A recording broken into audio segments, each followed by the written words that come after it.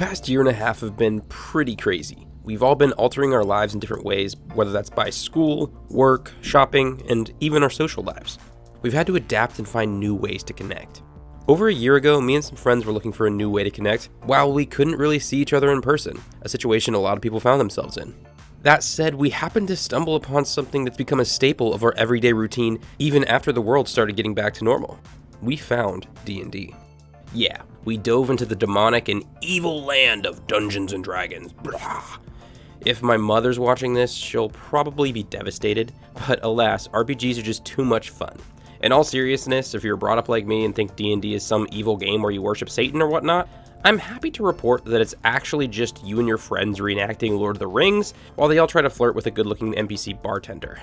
Now that that's out of the way, how do you even get started with this? Well, I think the first thing you need to figure out is how you and your friends want to play. If you're all local and live near each other, just go buy a dry erase map and get a few minis, and then pile in someone's parents' basement, and then have an awesome night of eating junk food and going on adventures. But if you find yourself in a similar situation to me, where you and all your friends got married and moved all around the country, the move is totally an online virtual tabletop. Effectively, you and your friends hop on your favorite video chat app and then log into a virtual tabletop, where you can all see your pieces and play together. There's a lot that goes into setting this up, so just say if you plan on playing in person, go to your local board game shop and grab a starter set, and if you want to play virtually like I just was describing, start by looking into the free version of Roll20. That's a good place to start.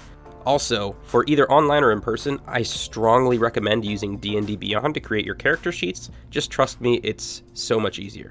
But anyways, I'll leave links in the description for all of this if you want to look into these resources any further.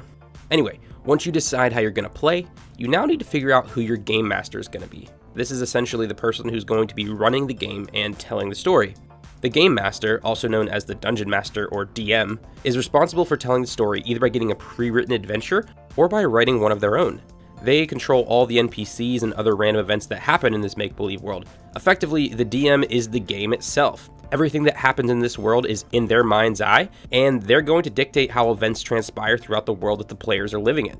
This step can be really easy or hard depending on situation, because if someone has experience playing Dungeons and Dragons in your friend group, then yeah, just let them be the dungeon master. That makes so much sense. But if you're like me and my friends when we started, when none of us had any experience at all, it may take a bit to find out how you all fit together as a group. Originally, I was so opposed to being the dungeon master. I wanted to be a player character, a giant paladin who slew demons and fought for truth, justice, and the American way. But eventually, as we played more, the chance for me to try my hand as the DM finally came around, and I decided reluctantly to give it a try. But it turns out I'm absolutely in love with being the dungeon master. I love to write, I love to roleplay different characters and try different accents, and I'm really good at being crazy and embarrassing myself in front of my friends. So the job as DM just fit me like a glove. I'd find myself brainstorming with my wife about new world building ideas and stopping in between sets at the gym to immediately stop and write down new character motivation for my antagonist. At the same time I found I love running games, my friends fell right into place as an unexpected group of allies who go around an adventure throughout the kingdom. They found themselves questing through the classic fantasy cities, flying steampunk islands, and even the D&D equivalent of hell itself. Throughout all these adventures, they've done an amazing job of fleshing out their characters and really making the world we've built feel deep and meaningful. If you're looking to start playing D&D with a new group and you're gonna be a player, I think your first goal should be trying to help your dungeon master by getting the party to roleplay and communicate well together. The more interactive you are as a group of players, it takes a lot of burden off your game master and allows them to focus on the finer points of the game rather than them also having to try to carry the party interactions and what you're all gonna do as a group and what your next quest is gonna be. If you're willing to take on that role from the party, it really allows the game master to flourish. That leads to my next point. Pick a group of friends that you really like. Now, that may seem obvious, but it really is the most important thing when starting a game of D&D.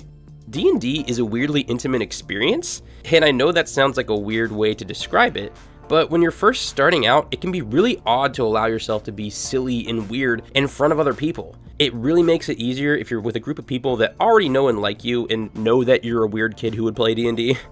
But yeah, having fun and supportive people in your group is critical to the game going well. So you now have a group of friends you like, you now have a format you're going to play in, and you now all know your role you're playing in the game. The next thing you need to do is pick an adventure. Is your DM going to write this adventure, or are you going to run a pre-written campaign? If you're brand new, I'd probably suggest running a pre-written campaign. It makes it way more structured and easy to understand for a new dungeon master. It kind of lets you know how the game should run and how everything's going to be fleshed out.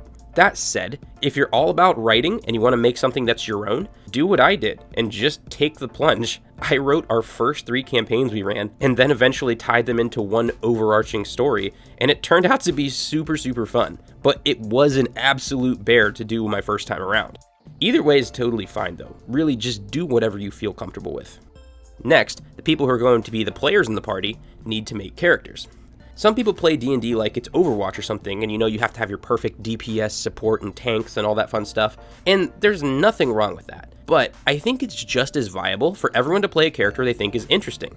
Rather than everyone fighting over who has to be the healer, I think sometimes a group of all DPS and no support, or something ridiculous like that, can actually be super fun because it inherently makes the game more challenging and tactical, because you can't just rely on the paladin healing everyone while he tanks in the front. On the other hand, people who work together to build a really balanced party can have a great time because they're more formidable as a group, and they can take on the biggest and baddest NPCs, while also making life hell for the DM because the power of their friendship and teamwork makes them unstoppable.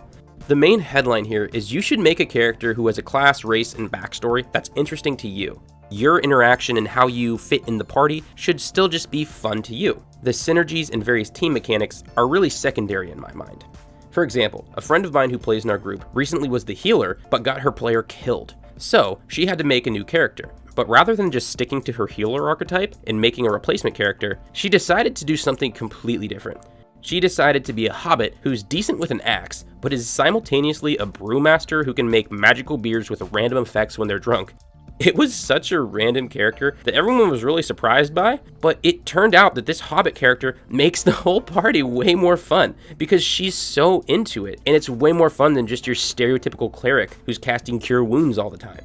So in this situation, some utility was probably lost within the group, but the fun we were having with this new character is making the overall experience way better for everyone else. It was an easy trade-off now that I'm looking back at it.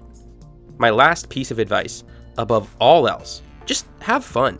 Players, be nice to your DM. If you're all new and he or she probably doesn't have all the rules memorized perfectly yet, sometimes you just gotta let the DM make a judgment call to keep the game moving. And occasionally that call might be wrong. But don't get mad about this or backtalk or whatever. Just allow it to happen and understand the DM is trying to be as fair as possible. And understand that everyone's here to learn and just have a good time. Conversely, to the DM, when you have the coolest bad guy lined up in this next encounter and you've been planning it for weeks, you're so ready for the party to fight them in this next session. But then all of a sudden, the rogue decides to attempt a crazy acrobatics check and then crits 20 out of 20. Just take a breath and let them have this win. Yes, it probably seems more fun on paper for them to have this awesome, great encounter you made up, but the reality is, most of the time when players get creative and do things that are totally out of left field, it makes some awesome moments that they will remember and love forever. Your main job as the dungeon master is to make sure everyone else is having fun. And sometimes their fun is ruining weeks and weeks of your planning with one roll of the dice. All in all, D&D is so much fun, and I think if you have the right group of people, it can be some of the most enjoyable and unique experiences you'll ever have with your friends. Anyways, thanks for watching, everybody. If you're interested in learning more about D&D, feel free to check the description to find some great resources for getting started. Also, feel free to leave a comment with any questions on starting your own game. Also, leave comments about any future D&D content you'd like to see in upcoming videos. Anyways, have a great one, everybody, and don't forget to stay frosty.